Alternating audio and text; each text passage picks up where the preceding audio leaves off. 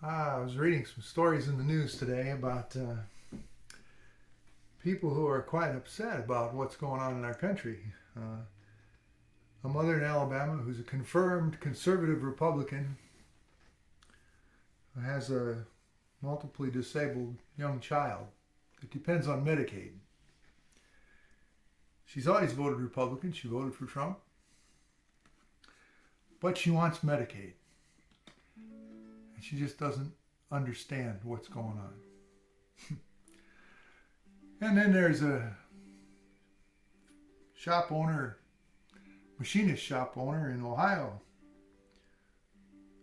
who lost some of his best employees. They were Haitian immigrants, refugees from the violence in Haiti. But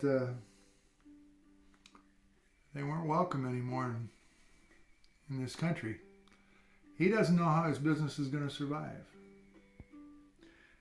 And then there's a meat packer on the Dakotas who's worried his meatpacking business might go out of business because he's lost 3/4 of his workers. And he'd followed all the rules for documenting their ability to work in this country. But ICE doesn't follow the rules. Anyway, these people are all Republicans who regret, maybe not, but they regret what's happening if they don't regret their vote. But you know, what's happening shouldn't be a great surprise. I mean, we all knew what kind of people these were. Trump didn't make it a big secret before he was elected. J.D. Vance certainly didn't. So, I don't know why they feel regret, except that now it's hitting them right where it's personal. We all know someone who swallowed the lies and voted for him in the blink of an eye, and we wonder why. There are lots of folks who swallowed the lies, regardless how thoughtless, random, and cruel. They swallowed the lies to hold up the lies. We all wonder why. Some people swallow the despot's bile, willing to follow a known pedophile. They swallowed his bile to follow the rules. They followed his rules to hold up the lie, and we all wonder why.